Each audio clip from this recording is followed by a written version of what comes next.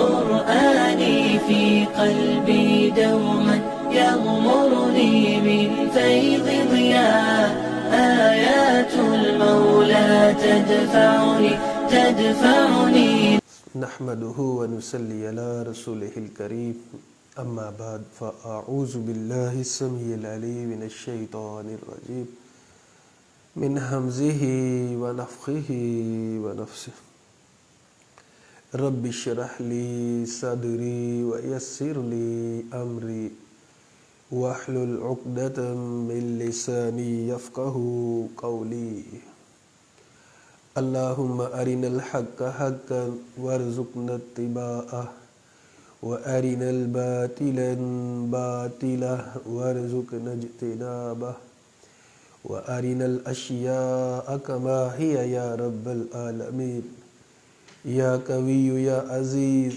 إنك على كل شيء قدير يا رب العالمین۔ معزز سامعین، خواتین و حضرات، مطالعہ سورہ یوسف کورس میں میں آپ لوگوں کو خوش آمدید کہتا ہوں۔ سورہ یوسف کے مطالعے کے لیے ہم نے بہت زیادہ زور دیا، بہت زیادہ محنت کی، آپ لوگوں کو دعوت دی، آپ لوگوں نے شرکت کی، میں آپ کا شکریہ ادا کرتا ہوں۔ وجہ کیا ہے کیوں سورہ یوسف کا ہم نے انتخاب کیا؟ ایک تو ہمارا تسلسل سے یہ کورس چل رہا ہے، تعلیم القرآن کورس، یہ ہمارے کورسز چلتے رہتے ہیں، تو سورہ یوسف آ گئی تھی تو ہم نے سورہ یوسف کا ایک علیحدہ سے کورس بنا دیا۔ دوسری وجہ یہ ہے کہ موجودہ دور میں فحاشی عریانی بہت عام ہو چکی ہے، اتنی عام ہو چکی ہے فحاشی عریانی کہ نکاح جو سنت رسول ہے وہ بہت مشکل ہو چکا ہے اور زنا بہت عام ہو چکا ہے۔ تو اس سورہ میں ہمیں پاکیزگی کا سبق ملتا ہے، یہ سورہ ہمیں پاکیزگی کا درس دیتی ہے کہ آپ لوگ اپنی زندگیوں کو پاکیزہ رکھیں، جس طرح یوسف علیہ السلام نے پاکیزہ رکھا، اور جب یوسف علیہ السلام نے اپنے آپ کو پاکیزہ رکھا تو رب نے کتنا کرم کیا، کتنی رفعتیں عطا فرمائیں، کتنی بلندیاں عطا فرمائیں۔ دوسرا، یہ نفسا نفسی کا دور ہے، اس میں زیادہ تر لوگوں کو اپنی اپنی فکر پڑی ہوئی ہے، اپنے معاملات کی فکر ہے، دوسروں کو لوگ نہیں دیکھتے۔ تو کبھی انسان کو یہ ہوتا ہے خیال کہ شاید میری مخالفت کرنے والے بہت زیادہ لوگ ہیں، میری مخالفت بہت لوگ کرتے ہیں، اس وجہ سے میں ترقی نہیں کر پا رہا۔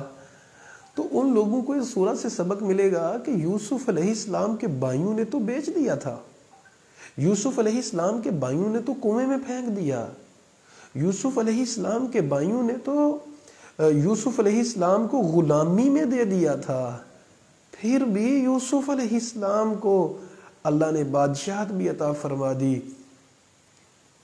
بہت سے لوگوں کو یہ شکوہ ہوتا ہے کہ ہمارے اپنے ہی ہمارا ساتھ نہیں دے رہے، اس بات کو بھول جاتے ہیں کہ زندگی تو اپنے ہی قدموں پہ چلا کرتی ہے، غیروں کے سہارے تو جنازے اٹھا کرتے ہیں۔ کیسے یوسف علیہ السلام نے محنت کی، رب کے اوپر توکل کیا، کیسے رب نے یوسف علیہ السلام کو رفعتیں عطا فرمائیں، اور جب اس منظر نامہ بدلتا ہے تو یوسف علیہ السلام کیا کہتے ہیں؟ 13واں پارے کا آغاز، ما ابرئ نفسی ان النفس لامارۃ بالسوء، کہ میں اپنے آپ کو بری نہیں کہتا، میں نہیں کہتا کہ میں بہت اچھا ہوں، نفس تو برائی کا حکم دیتا ہے۔ تو جو لوگ کہتے ہیں میں خود بہت اچھا ہوں، میں بڑی کیا بات ہے، تو ان کی بات غلط ثابت ہوئی کہ تیری کیا بات ہے بھائی، انسان کا نفس تو گناہ کی دعوت دیتا ہے۔ اچھا جی، تو اس وجہ سے ہم نے اس کے اوپر کوشش کی کہ زیادہ سے زیادہ لوگوں کو فائدہ ہو سکے، تو سورہ یوسف کا ہم نے کورس کا آغاز کیا۔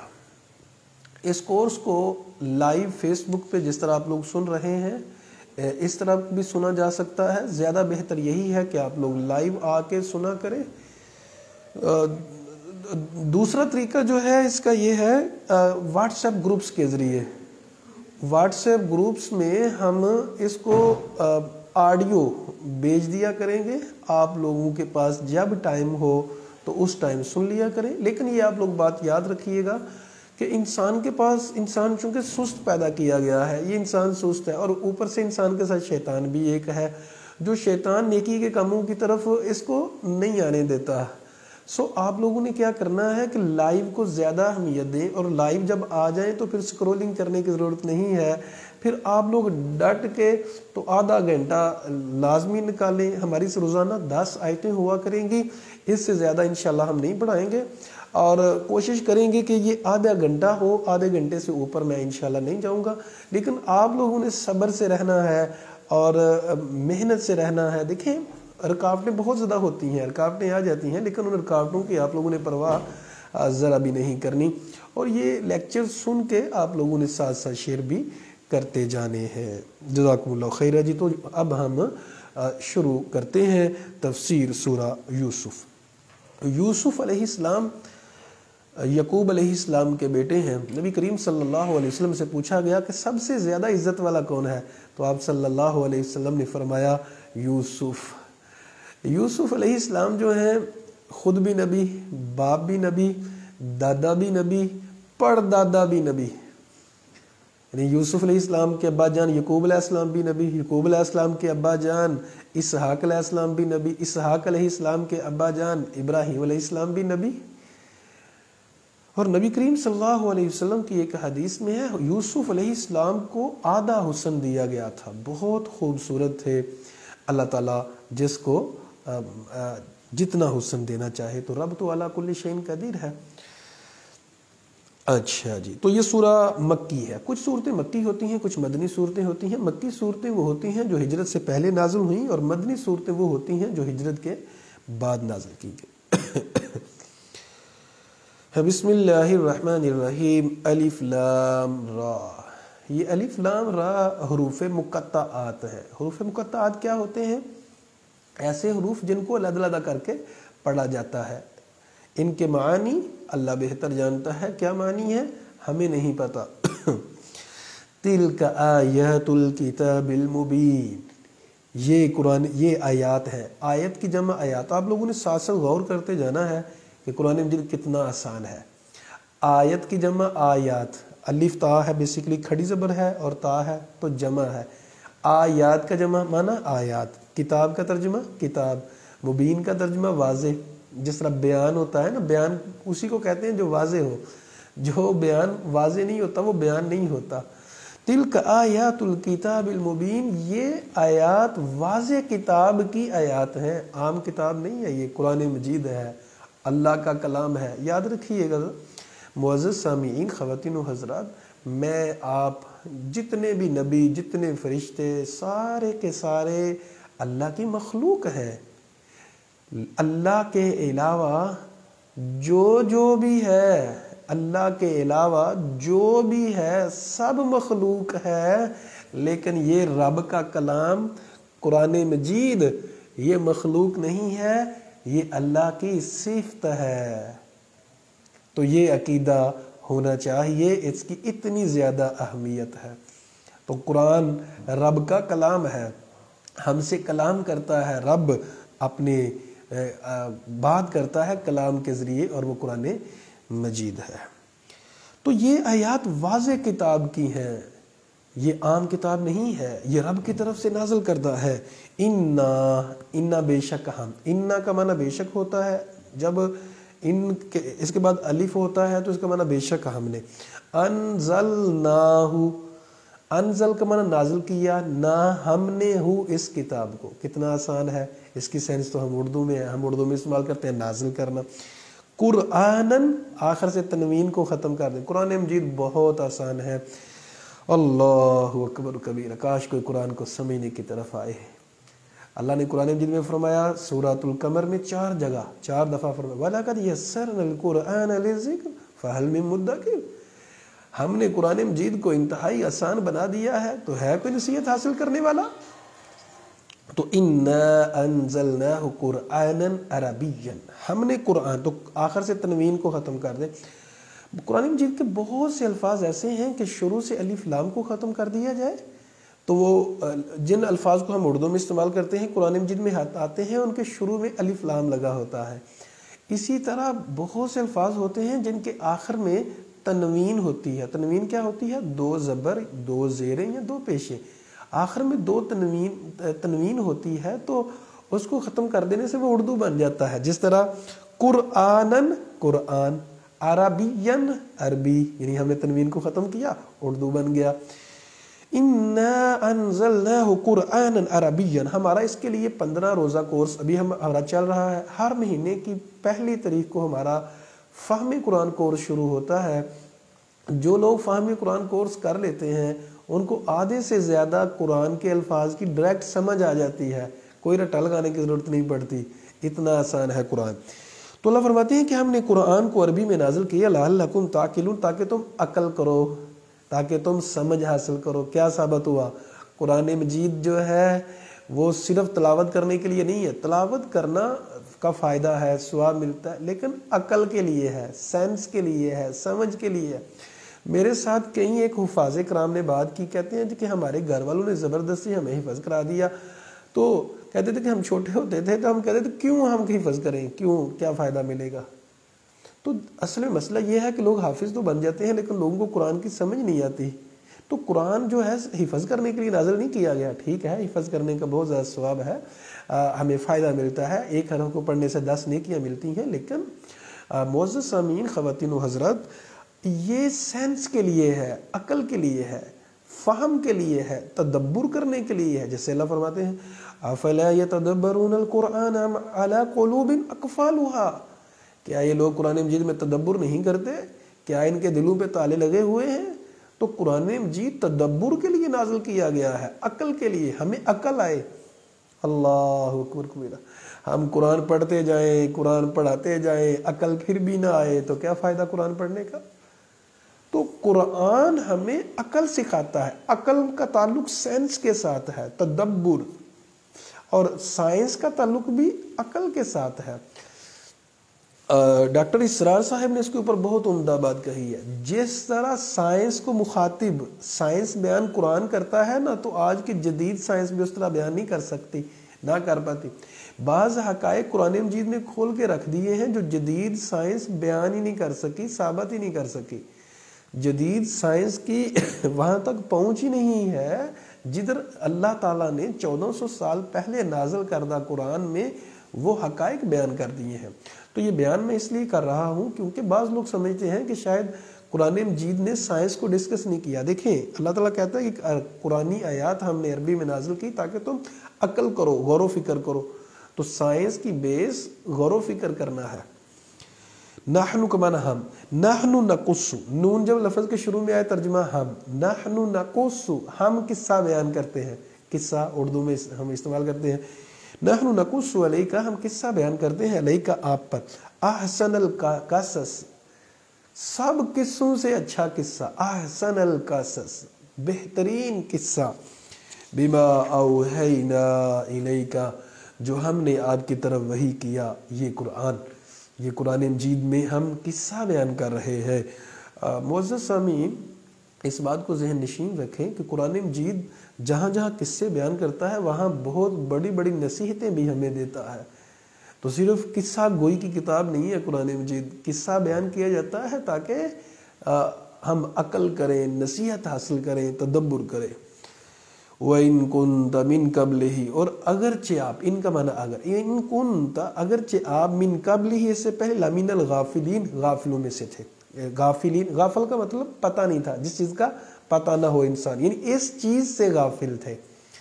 اچھا اب دیکھیں غافلین ہم یہ بھی اردو میں استعمال کرتے ہیں. یا نون یا واو نون لفظ کے آخر میں ہو تو یہ جمع کی بات ہوتی ہے. اچھا جی، کنتا، تا ہے، اگر تو ہوتا تو ترجمہ میں ہونا تھا. تو کنتا ہو یا تی تو مطلب تیرا. تا مذکر کے لیے ہوتا ہے، تی مؤنث کے لیے ہوتا ہے. اب سورہ یوسف، جس کا وجہ تسمیہ کیا ہے، یعنی کہ یوسف، سورہ یوسف نام کیوں رکھا گیا، تو یہ اب اس 4 نمبر آیت میں یوسف نام لیا گیا. یوسف نہیں ہوتا، یوسف سین کے اوپر پیش ہے، یوسف پڑھتے ہیں اس کو. تو یوسف علیہ السلام کا قصہ شروع ہو رہا ہے. اذ قال یوسف لابیہ، جب یوسف علیہ السلام نے اپنے ابا جان سے کہا یا اباتی، اے میرے ابا جان، انی رأیتو، اب دیکھو نا رأیتو میں نے دیکھا، اگر تا ہوتا تو نے دیکھا، لیکن رأیتو ہے، رأیتو میں نے دیکھا ہے، احد عشر کوکبا 11 ستاروں کو، کوکب ستارے کو کہتے ہیں، والشمس والقمر اور سورج اور چاند کو دیکھا ہے، رأیتوہم میں نے دیکھا ہے ان کو، تا کے اوپر پیش جب ہوتی ہے آخر میں تو ترجمہ میں ہوتا ہے، رأیتوہم میں نے دیکھا ہے ان کو، لی میرے لیے، ساجدین وہ سجدہ کر رہے ہیں۔ تو خواب آیا، نبی کریم صلی اللہ علیہ وسلم نے فرمایا خواب نبوت کا 46واں حصہ ہے، یعنی انبیاء کرام کو جو جتنے خواب ہوتے ہیں وہ سچے ہوتے ہیں، میرے اور آپ کے جھوٹے بھی ہو سکتے ہیں خواب، لیکن بہرحال خواب نبوت کا 46واں حصہ ہے۔ جب اچھا خواب آئے تو اس کی تعبیر پوچھیں، لیکن زیادہ پھیلانا نہیں چاہیے، اور برا خواب آئے تو وہ بیان ہی نہیں کرنا چاہیے کسی سے، اور اعوذ باللہ من الشیطان الرجیم پڑھ لیں، اللہ تعالیٰ سے پناہ مانگیں، برے خواب سے انشاءاللہ بچت آپ کی ہوگی۔ تو خوابوں کے ذریعے، خوابوں کا بھی ایک علم ہے، جس طرح آگے آ کے ہم پڑھیں گے ڈیٹیل میں خوابوں کے بارے میں بھی انشاءاللہ۔ قال یعقوب علیہ السلام نے کہا یا بنی، اے میرے بیٹے، لا تقصص رؤیا کا، قصہ بیان نہ کرنا اپنی خواب کا، رؤیا خواب کو کہتے ہیں، رؤیا کا اپنے خواب کا قصہ بیان نہ کرنا، علی اخوتی کا اپنے بھائیوں سے، اپنے بھائیوں کو یہ قصہ بیان نہ کرنا، فَيَقِيدُوا لَكَ، وہ یقیدو کا معنی ہوتا ہے سازش کریں گے، وہ سازش کریں گے، لکا آپ کے لیے، قیدن کوئی سازش کرنا، وہ سازش کریں گے، ان الشیطان بے شک شیطان للانسانی انسان کے لیے عدو مبین واضح دشمن ہے۔ اچھا جی، کتنی باتوں کی ہمیں سمجھ آئی یہاں 5 نمبر آیت سے؟ ایک بات تو ہمیں یہ سمجھ آئی کہ انبیاء کے خواب سچے ہوتے ہیں اور خوابوں کی ایک حقیقت ہے۔ دوسری بات یہ ہمیں سمجھ آئی کہ اپنی کامیابیوں کو، آج کل سوشل میڈیا کا دور ہے تو لوگ اپنی کامیابیوں کو بہت زیادہ بیان کرتے ہیں، اپنی کامیابیوں کو بہت زیادہ بیان نہیں کرنا چاہیے ورنہ سازشیں ہوتی ہیں۔ ایک اور بات ہمیں سمجھ لگی کہ جب تک آپ کو کامیابی مل نہیں جاتی، اس کامیابی کو پہلے بیان کرتے رہنا تو اس سے بھی رکاوٹیں آ جاتی ہیں، سو وہ نہیں بیان کرنا چاہیے۔ اچھا، تیسری بات ہمیں یہ پتہ چلی کہ نبیوں کی جو اولاد ہے، نبیوں کی اولاد، ان میں بھی رکابت اور حسد جیسی یہ باتیں ہوتی ہیں۔ ہاں، نبی کی جو شان ہے، جس طرح یوسف علیہ السلام، ان میں نہیں تھی، لیکن دوسرے بھائیوں میں یہ بہت زیادہ تھی، جیسے ہم آگے جا کے دیکھیں گے۔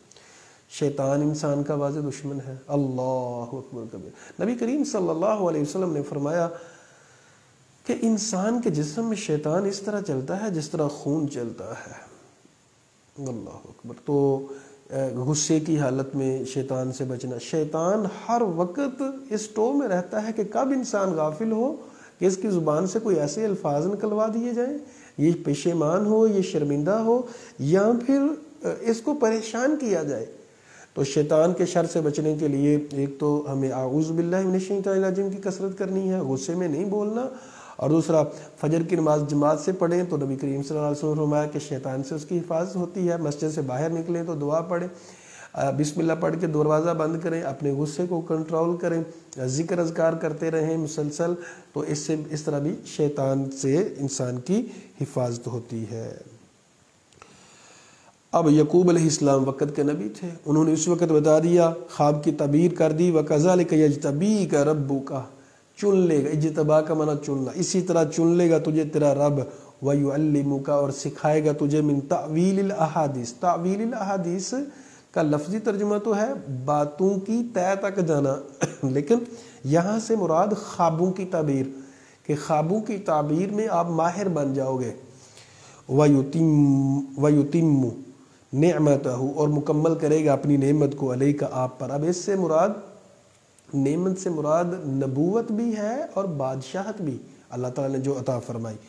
علیہ آپ پر و اعلیٰ آل یعقوب اور یعقوب علیہ السلام کی آل پر کما اتمہا علی ابویک جس طرح اس نے اپنی نعمت کو مکمل کیا اس سے پہلے ابراہیم علیہ السلام اسحاق علیہ السلام پہ. ان ربک علیم حکیم بے شک تیرا رب جاننے والا حکمت والا ہے. لقد کان فی یوسف البتہ تحقیق کانا ہے فی یوسف یوسف علیہ السلام میں و اخواتہ اور آپ کے بھائیوں میں آپ کے بھائیوں کا جو قصہ ہے آیات للسائلین آیات بڑی بڑی نشانیاں. آیت کی جمع آیات سائلین سوال کرنے والوں کے لیے.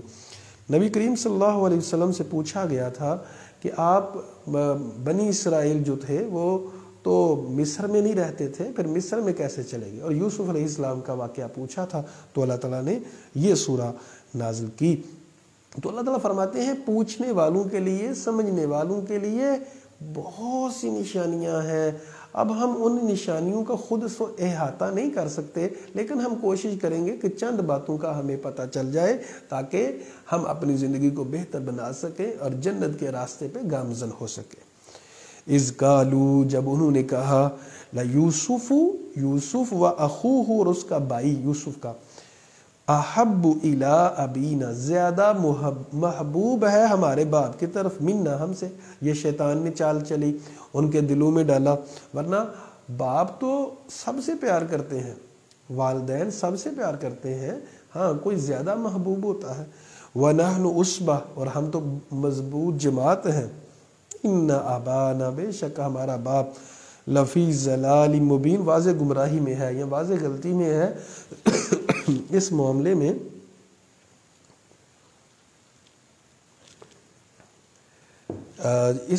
میں کہ یوسف علیہ السلام کو زیادہ چاہتے ہیں یعقوب علیہ السلام ہمارے باپ تو یہ واضح غلطی میں ہے.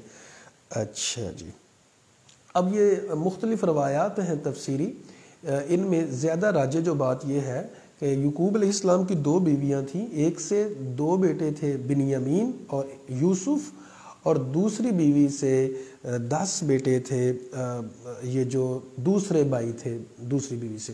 تو یہ بھی ایک رکابت کی وجہ تھی اور یوسف علیہ السلام کو اپنے پاس رکھتے تھے ان سے زیادہ پیار کرتے تھے تو دوسرے بھائی وہ رکابت کی نظر سے دیکھتے تھے.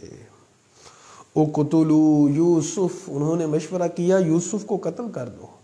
اوِطْرَحُوهُ یا پھینک دو ارضن ایسی جگہ پہ پہنچاؤ پھینک آؤ یخلو لکم وجہ ابیکم کہ تمہارے والد کا رخ صرف تمہاری طرف ہو جائے. یخلو وہ رجوع ہو جائے آپ کی طرف تمہارے باپ کا چہرہ یعنی جب نہیں ہوں گے یوسف تو پھر مجبوراً انہیں ہم سے پیار کرنا پڑے گا. اب یہ شیطان نے ان کے دل میں ڈالا کہ پیار نہیں کرتے ورنہ باپ کتنا پیار کرتا ہے اپنی اولاد سے اس کو ماپا نہیں جا سکتا. اس کو ہم لوگ چیک نہیں کر سکتے. کوئی آلہ بنا ہی نہیں ہے ماں باپ کے پیار کو چیک کرنے کے لیے اپنی اولاد سے. یہ کوئی آلہ بنا ہی نہیں ہے. اللہ اکبر کبیرہ. میں اکثر کہتا ہوں اپنے لیکچرز میں جب میری اولاد نہیں تھی تو میرا مزاج تھوڑا سخت تھا جینے کا طریقہ کچھ اور طرح سے تھا لیکن جب اولاد ہوئی تو پتہ چلا ہو اللہ والد جو ہوتا ہے ماں باپ جو ہوتے ہیں اپنی اولاد سے اتنا پیار کرتے ہیں. اللہ اکبر. پہلے میں کبھی کبھار کبھی اونچا بول دیا ماں باپ کے سامنے بس نہیں پتہ چلتا تھا کوئی اس طرح کا معاملہ ہو جاتا تھا. ہاں لیکن اس کے بعد سے اللہ کا شکر ہے مجھے پتہ چلا احساس ہوا کہ یہ تو والدین بہت پیار کرتے ہیں اپنے بچوں سے. تو جن کے والدین حیات ہیں میں ان سے التماس کرتا ہوں اپنے والدین کی قدر کریں. انسان کو یہ فکر ہوتی ہے اور یقین کریں مجھے بھی کبھی ہوتا ہے میرے دل میں آتا ہے اور میں کبھی کبھار لسٹ بنانے کی کوشش کرتا ہوں کہ میرے مخلص لوگ کون کون ہیں کہ جن کو میں کہوں اور وہ میرے لیے دعا کریں. اللہ جتنا میں نے ماں باپ کو مخلص پایا ہے کبھی کوئی ہو ہی نہیں سکتا. یقین کریں کبھی کوئی نہیں ہو سکتا. اللہ میں اپنے امی ابو کو ابھی بھی 2 سال پیسے دینا چاہوں وہ ہمیشہ کہتے ہیں کم دے تو اپنے پاس رکھ. حالانکہ آپ کو پتا ہے پیسے تو سب کو پسند ہوتے ہیں، مطلب کہ سارے کہتے ہیں ہمیں دو، اللہ اکبر، اپنے والدین کی قدر کریں جی۔ تو یہ شیطان نے ان کے دلوں میں ڈالا کہ آپ جو آپ کے باپ ہیں وہ آپ کی قدر نہیں کر رہے، حالانکہ ایسا ہرگز نہیں تھا۔ یہاں میں آپ لوگوں کو ایک بہت بڑا نقطہ سمجھانا چاہتا ہوں جس سے زندگی کی حقیقت بھی سمجھ آئے گی۔ وہ کیا چیز ہے؟ اپنا خون جو ہے وہ اپنے خون کے خلاف ہو جاتا ہے۔ بھائی جو ہے ایک ہی خون سے ہوتے ہیں نا، تو وہ جانی دشمن بن جاتے ہیں۔ وہ کون سی چیز ہے؟ آج بھی سوشل میڈیا کے اوپر ہمیں دیکھنے کو ملتا ہے بھائی بھائی کو مار رہا ہے، بہن بھائی کو، ایک دوسرے کے خلاف سازشیں کر رہے ہیں۔ آخر یہ کیا ہے؟ جب ہم اس کے اوپر غور کریں تو ایک وجہ اس کی کیا ہے کہ اللہ نے اس دنیا کو، اس نظام کو ڈیزائن ہی اس طرح کا کیا ہوا ہے۔ ہمارے ہر ایک انسان کے ساتھ ایک شیطان پیدا کیا گیا، انسان کے دل کے اندر گناہ کا ایک لوتھڑا رکھ دیا گیا جو گناہ کی دعوت دیتا ہے۔ اور اللہ تعالیٰ فرماتے ہیں انما اموالکم واولادکم فتنہ، تمہارے مال اور تمہاری اولاد تمہارے لیے فتنہ ہے۔ اور ایک جگہ پہ تو یہ فرمایا قرآن میں ان من ازواجکم، تمہاری بیویاں بھی تمہارے لیے فتنہ ہیں۔ اور فرمایا کہ عدو لکم، تمہارے لیے تمہاری دشمن ہیں تمہاری بیویاں۔ بعض خامند بیوی ایک دوسرے کو، وہاں تفسیر یہ ہے کہ جو دین کے راستے سے روکتے ہیں، دین کے معاملے میں رکاوٹ بنتے ہیں۔ اچھا جی، تو جب اللہ تعالیٰ نے آدم علیہ السلام کو اور اماں حوا علیہ السلام کو نازل کیا تو کیا کہا؟ تمہارا بعض کا دشمن ہے۔ یہ آزمائش ہے ہماری، یہ دنیا رہنے کی اصل جگہ ہے ہی نہیں، اس لیے رکاوٹیں ہیں، فتنے ہیں، پریشانیاں ہیں، لڑائیاں ہیں، ٹینشنیں ہیں، تکلیفیں ہیں، سکون نہیں ہے۔ سکون، اصل سکون آخرت میں ہے، یہاں نہیں۔ دیکھیں یوسف علیہ السلام مستقبل کے نبی ہیں، یعنی ہم جہاں پہنچے ہیں، بچے ہیں ابھی اور نبی بننا ہے۔ اور یعقوب علیہ السلام کی رو رو کے آنکھیں سفید ہو گئیں اپنے بیٹے کے دکھ میں۔ دکھ دیا کنہوں نے؟ اپنوں نے۔ اللہ اکبر، یہ زندگی کی حقیقت ہے۔ اللہ، یہ کیا حقیقت ہے کہ دنیا فانی ہے۔ اعلموا انما الحیات الدنیا لعب ولہو، لوگوں یہ جان لو یہ دنیا کی زندگی کھیل اور تماشا ہے، اس کے علاوہ کچھ بھی نہیں ہے۔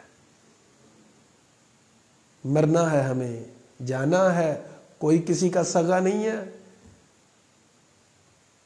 ہاں، اللہ قرآن مجید میں بار بار فرماتا ہے کون دوست ہے تمہارا؟ صرف اللہ۔ کس کو پانے کے لیے کوشش کرو؟ اللہ۔ مدد کس سے مانگنی ہے؟ صرف اللہ سے۔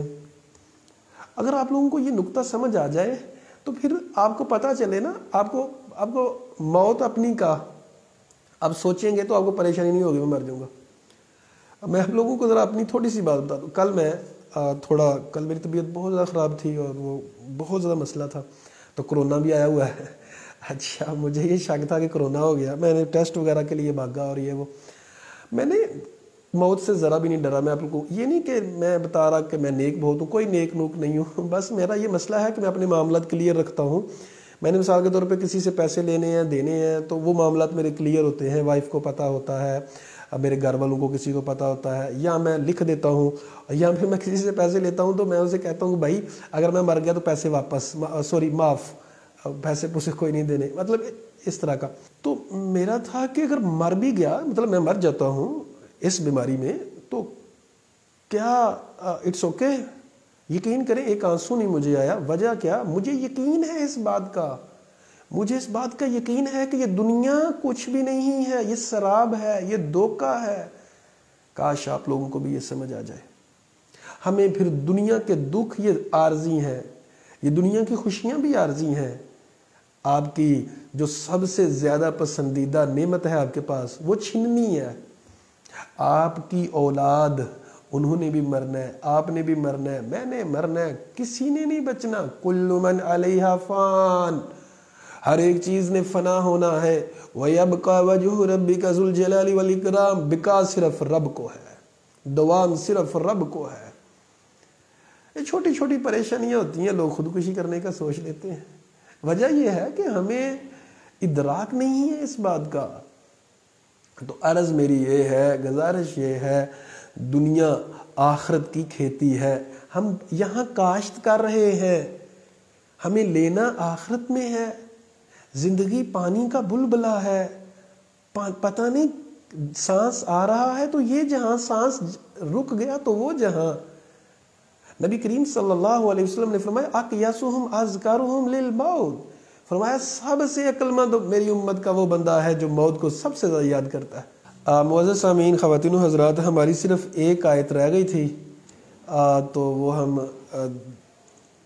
دوبارہ عرض کرتا ہوں۔ قال قائل منہم، کہا ان میں سے کہنے والے نے، لا تقتلوا یوسف، یوسف کو قتل نہ کرو، وَأَلْقُوهُ فِي غَيَابَةِ الْجُبِّ، گہرے، غیابہ کہتے ہیں کئی تہوں والا، الجب جو گہرا کنواں ہو، اس کئی تہوں والے گہرے کنویں میں پھینک دو، یلتقطہ، اس کو اٹھا لے گا، التقا کرنا، یلتقطہ اٹھا لے گا، بعض السیارہ، بعض سیارہ قافلہ، بعض قافلے والے لوگ اٹھا لیں گے، ان کنتم فاعلین، اگر تم کرنے والے ہو۔